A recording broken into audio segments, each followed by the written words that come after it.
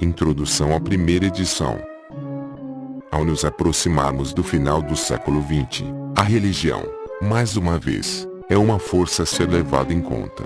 Estamos testemunhando uma renovação em larga escala, que pareceria inconcebível para muitos durante os anos 50 e 60, quando os leigos tendiam a pressupor que a religião era uma superstição primitiva, abandonada pelos homens civilizados e racionais.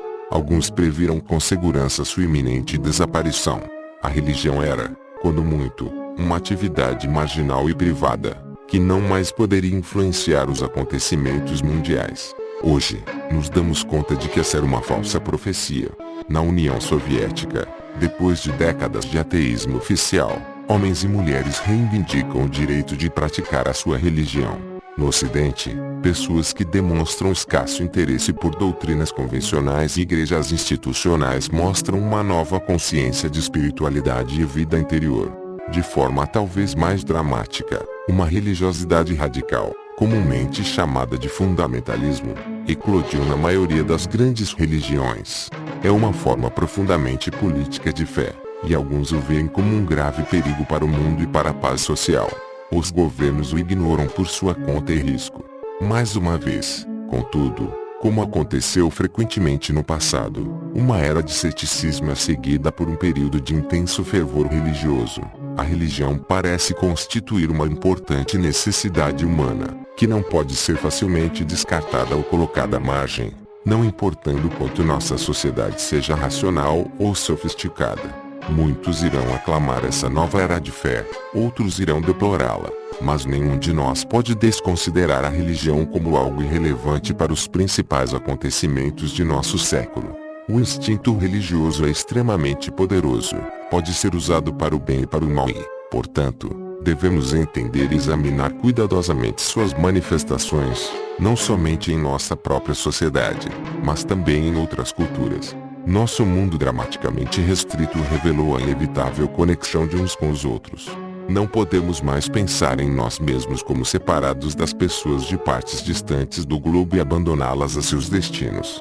Temos uma responsabilidade mútua e enfrentamos os mesmos perigos. É possível, agora, fazer um balanço de outras civilizações, o que antes era inimaginável. Pela primeira vez, as pessoas do mundo todo estão encontrando inspiração em mais de uma religião, e muitas adotaram a religião de outra cultura. Assim, o budismo exibe grande expansão no Ocidente, onde o cristianismo outrora reinou soberano. Mas mesmo onde as pessoas permaneceram fiéis à religião de seus pais, elas, às vezes, têm sido influenciadas por outras tradições. Sri Sarvepalli Radhakrishnan, 1888-1975, o grande filósofo e estadista hindu, por exemplo, foi educado no Colégio Cristão de Madras e teve profunda influência sobre o pensamento religioso, tanto no Oriente como no Ocidente. O filósofo judeu Martin Buber, 1878-1965, que escreveu sua tese de doutorado sobre dois místicos medievais cristãos, Nicolau de Cusa e Mestre Eckhart, é lido com entusiasmo pelos cristãos e tem influenciado profundamente suas ideias e sua espiritualidade. Os judeus tendem a demonstrar menos interesse por Buber que os cristãos, mas leiam o teólogo protestante Paul Tillich, 1886-1965, e o pensador moderno Harvey Cox. As barreiras da distância geográfica, da hostilidade e do medo, que uma vez conservavam as religiões em compartimentos estanques, estão começando a cair. Embora muito do velho preconceito permaneça, este é um fato que promete. É particularmente alentador, depois de séculos de virulento antissemitismo cristão, ver estudiosos judeus e cristãos preocupados em chegar a um novo entendimento. Há uma percepção incipiente da profunda unidade da experiência religiosa da humanidade e a compreensão de que a tradição que nós antigamente depreciávamos tem algo a nos dizer sobre nossa própria condição e pode revitalizar nossa espiritualidade. A implicação disso pode ser profunda. Nunca seremos capazes de ver da mesma maneira a nossa religião e as religiões de outras culturas. O possível resultado disso tem sido comparado à revolução que a ciência provocou na visão do mundo de homens e mulheres em toda parte. Muitas pessoas considerarão essa evolução extremamente ameaçadora e erguerão novas barricadas contra o outro. Mas outras já começam a vislumbrar novos horizontes e a perceber que são movidas por ideais religiosos que seus ancestrais teriam rejeitado com desprezo. Mas uma religião parece estar fora desse círculo de boa vontade e ter conservado uma imagem negativa, ao menos no Ocidente. As pessoas que estão começando a encontrar inspiração no Zen ou no Taoísmo normalmente não se dispõem a olhar o Islã com bons olhos, mesmo sendo a terceira religião de Abraão, e a que tem maior sintonia com nossa própria tradição judaico-cristã. O Ocidente tem longa história de hostilidade contra o Islã, que parece tão profunda quanto nosso antissemitismo, o qual, aliás, tem experimentado, em anos recentes, perturbador renascimento na Europa. Contudo, desde o Holocausto nazista, muitas pessoas vêm alimentando um medo saudável a esse velho preconceito. Mas o velho ódio contra o Islã continua a crescer dos dois lados do Atlântico, e as pessoas não têm muitos escrúpulos em atacá-lo, embora conheçam pouco sobre ele. Essa hostilidade é compreensível, já que, desde o surgimento da União Soviética em nosso século, nenhuma ideologia ou entidade política desafiou de forma tão contínua o Ocidente como o Islã. Quando o Império Muçulmano se estabeleceu no século VII, a Europa era uma região atrasada. O Islã rapidamente invadiu boa parte do mundo cristão, tanto no Oriente Médio como na África do Norte, cuja grande igreja tivera crucial importância para a Igreja de Roma. Esse brilhante sucesso era intimidador. Teria Deus abandonado os cristãos e conferido seu favoritismo aos infiéis? Mesmo depois de a Europa se recuperar da Idade das Trevas e estabelecer sua grande civilização, permaneceu o velho medo do Império Muçulmano em constante expansão. A Europa não causava nenhuma impressão a essa cultura poderosa e dinâmica. O projeto das cruzadas dos séculos XII e XIII acabou fracassando e, mais tarde, os turcos otomanos trouxeram o Islã à sua soleira. Esse medo impossibilitou os cristãos ocidentais de ser racionais ou objetivos em relação à religião muçulmana. Ao mesmo tempo que teciam pavorosas fantasias sobre os judeus, desenvolviam uma imagem distorcida do Islã, o que se refletiu nas suas próprias e ocultas ansiedades. Intelectuais ocidentais denunciavam o islamismo como uma religião blasfema e o seu profeta Maomé como grande farsante, que fundou uma violenta religião da espada para conquistar o mundo. Maomé se tornou um bicho-papão para os europeus, usado pelas mães para assustar crianças desobedientes. Nas peças teatrais é apresentado como o inimigo da civilização ocidental, que lutou com o nosso bravo São Jorge. Essa imagem inexata do Islã se tornou opinião corrente na Europa e continua a afetar nossa percepção do mundo muçulmano. O problema tem se agravado pelo fato de que, pela primeira vez na história do Islã, os muçulmanos começaram a cultivar um ódio veemente em relação ao Ocidente. Em parte isso se deve ao comportamento da Europa e dos Estados Unidos no mundo islâmico. É um erro imaginar que o Islã é uma religião intrinsecamente violenta ou fanática, como às vezes se sugere. O Islã é uma religião universal, e não há nada nele de agressivamente oriental ou anti-ocidental. Na verdade, quando os muçulmanos descobriram pela primeira vez o Ocidente colonial, durante o século XVIII, muitos ficaram impressionados com a sua moderna civilização e tentaram imitá-lo. Mas, em anos recentes, o entusiasmo inicial deu lugar ao ressentimento amargo. Também devemos lembrar que o fundamentalismo veio à tona em muitas religiões e parece ser uma resposta mundial ao peculiar estilo de vida do final do século XX. Hindus radicais foram para as ruas defender o sistema de castas e se opor aos muçulmanos da Índia. Os fundamentalistas judeus fizeram assentamentos ilegais na margem ocidental e na faixa de Gaza e juraram expulsar todos os árabes de sua terra santa. A moral majority, maioria moral, de Jerry Falwell e a nova Christian Higd, direita cristã, que via na União Soviética o império do mal, conquistaram um poder assustador nos Estados Unidos durante a década de 1980. É errado, portanto, supor que o extremismo muçulmano é típico do Islã. Seria igualmente errado ver no Ayatollah Khomeini a encarnação do Islã, ou rejeitar a rica e complexa tradição do judaísmo por causa da política imoral do falecido rabino norte-americano Meir Kahane. Se o fundamentalismo parece predominar no mundo muçulmano, isso se deve à explosão populacional. Para dar apenas um exemplo, antes da Segunda Guerra Mundial, havia somente 9 milhões de iranianos. Hoje, são 57 milhões, e a sua idade média é 17 anos. O Islã radical, com seu extremismo e soluções maniqueístas, é uma religião de jovens. Muitos ocidentais não conhecem o suficiente sobre o Islã tradicional para avaliar essa nova tensão e colocá-la numa perspectiva correta. Quando os xiitas, no Líbano, sequestram pessoas em nome do Islã, as pessoas na Europa e na América, naturalmente, sentem repulsa pela religião em si, sem perceber que esse comportamento viola a importante legislação corânica sobre a manutenção e o tratamento de prisioneiros.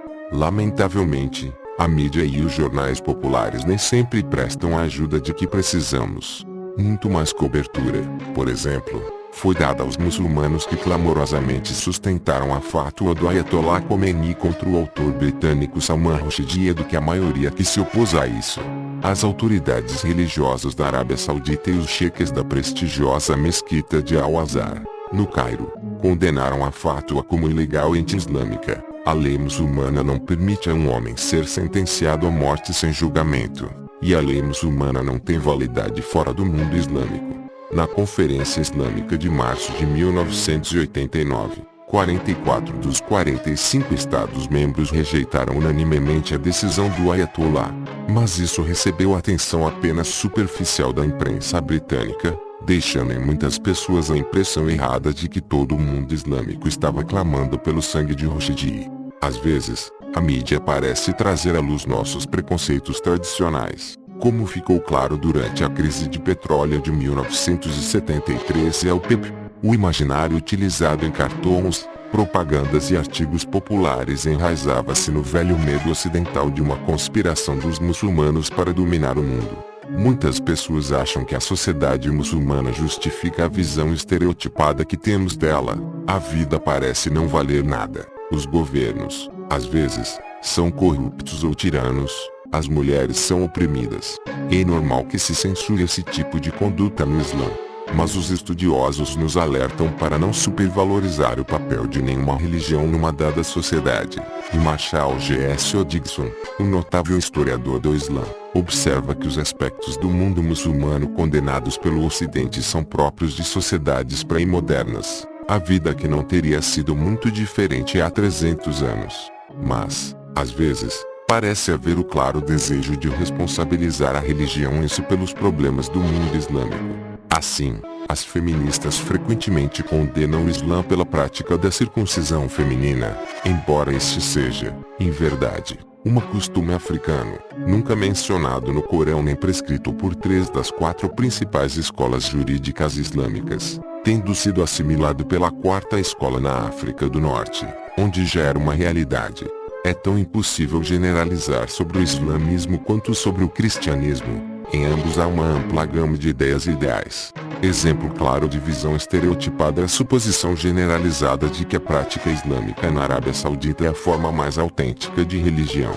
Aparentemente mais arcaica, supõe-se que seja mais semelhante à prática das primeiras comunidades muçulmanas. Já que o Ocidente há tempo vem considerando o detestável regime da Arábia Saudita, tende igualmente a desconsiderar o Islã. Mas o wahhabismo é apenas uma seita islâmica. Desenvolveu-se no século XVIII e era parecida com a seita dos puritanos cristãos, que floresceu durante o século XVII na Inglaterra, Holanda e Massachusetts. Tanto os puritanos como os wahhabitas diziam retornar à fé original, mas ambos eram, de fato, um fenômeno completamente novo e uma resposta às condições específicas de seu tempo. Tanto os wahhabitas como os puritanos exerceram importante influência no mundo muçulmano e cristão, respectivamente, mas é um erro considerar as duas seitas como normativas das respectivas religiões. Os movimentos de reforma em qualquer religião tentam retornar ao espírito original do fundador, mas nunca é possível reproduzir completamente as condições iniciais. Não estou afirmando que o Islã seja completamente isento de defeitos. Todas as religiões são instituições humanas e frequentemente cometem sérios erros. Todas, em algum momento, expressam sua fé de maneira inadequada e, às vezes, abominável. Mas elas também têm sido criativas. possibilitando que milhares de homens e mulheres tenham fé no significado e no valor últimos da vida, apesar do sofrimento de que a carne é herdeira. Desacralizar o Islã e criar-lhe uma categoria à parte, ou aceitar que a sua influência tenha sido total ou predominantemente negativa, seria inexato e injusto. É uma deslealdade para com a tolerância e a compaixão que se supõem características da sociedade ocidental. De fato, o Islã compartilha muitos ideais e visões que inspiraram o judaísmo e o cristianismo. Consequentemente, isso tem ajudado as pessoas a cultivar valores que fazem parte da nossa própria cultura. A tradição judaico-cristã não tem o monopólio do monoteísmo ou do interesse por justiça, decência, compaixão e respeito à humanidade. De fato, a interpretação muçulmana da religião monoteísta tem caráter específico e coisas importantes a nos ensinar. Desde que o Islã despertou minha atenção, tenho estado mais atenta para isso. Até alguns anos, eu era completamente ignorante sobre essa religião. O primeiro pressentimento que tive de que essa tradição teria algo a me dizer aconteceu durante umas férias em Samarcanda. Lá, percebi que a arquitetura islâmica expressava uma espiritualidade que repercutia em meu próprio passado católico. Em 1984, tive de fazer um programa de televisão sobre o sufismo, o misticismo do Islã, e fiquei particularmente impressionada com a apreciação sufista sobre as outras religiões, uma virtude que nunca encontrei no cristianismo. Isso abalou tudo o que eu supunha saber sobre o Islã e quis aprender mais. Finalmente, durante um estudo sobre as cruzadas e o atual conflito no Oriente Médio, deparei-me com a vida de Maomé e o Corão, a escritura que ele trouxe aos árabes. Já não sou mais crente ou praticante do cristianismo nem pertenço a nenhuma outra religião oficial, mas ao mesmo tempo que revia minhas ideias sobre o Islã, também estava reconsiderando a experiência religiosa em si. Em todas as grandes religiões, videntes e profetas conceberam visões surpreendentemente similares de uma realidade transcendente e suprema. Como quer que optemos por interpretá-la, essa experiência constitui uma realidade. De fato, os budistas negam existir nela algo sobrenatural. É um estado de espírito inerente à humanidade. As religiões monoteístas, contudo, chamam essa transcendência de Deus. Acredito que Maomé teve tal experiência e deu uma contribuição inconfundível e válida para a experiência espiritual da humanidade. Se quisermos ser justos com nossos vizinhos muçulmanos, devemos considerar esse fato essencial, e foi por isso que escrevi este livro. Surpreendentemente, existem poucas biografias de Maomé disponíveis ao leitor comum. Sou particularmente grata aos 2 volumes de W. Montgomery Watt, Muhammad at Meca, Maomé em Meca, e Muhammad at Medina, Maomé em Medina, mas são livros para eruditos e pressupõem um conhecimento básico da vida de Maomé, que nem todos têm. Muhammad, Slif Based e Aliest Sources, Maomé, sua vida baseada nas primeiras fontes, de Martin Lings, fornece grande quantidade de valiosas informações extraídas dos biógrafos de Maomé dos séculos 8, 9x. Mas Lings escreve para os convertidos. Um estranho terá muitas perguntas sobre questões de caráter mais básico, ou controvertidas, que Lings não abordou. A mais atrativa das biografias publicadas atualmente talvez seja Muhammad, de Maxime Rodinson.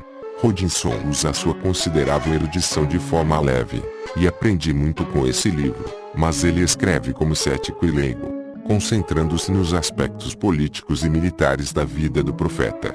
Realmente não nos ajuda a entender a visão espiritual de Maomé. Minha abordagem é um tanto diferente.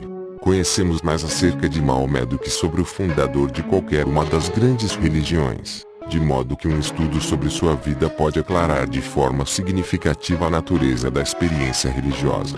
Todas as religiões constituem um diálogo entre a realidade inefável e absoluta e os eventos deste mundo. Na carreira profética de Maomé, podemos examinar esse processo mais de perto do que é normalmente possível.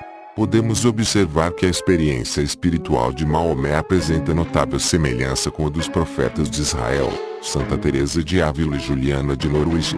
Também usei vários episódios da vida do profeta para ilustrar os principais pontos da tradição muçulmana. As grandes religiões abordaram os mesmos temas, mas cada uma tem a sua própria visão. Assim, Temos de considerar a razão pela qual os muçulmanos veem a política como uma obrigação religiosa. Maomé conseguiu extraordinário sucesso político, e os cristãos veem nesse triunfo terreno uma sacralidade questionável. Mas será o fracasso, ao estilo de Cristo, o único caminho para Deus? Também examinei o profeta do ponto de vista de uma pessoa com a visão preconcebida sobre o Islã. Assim, quando vemos Maomé travando uma guerra contra a cidade de Meca, temos de indagar se ele realmente fundou uma religião da espada.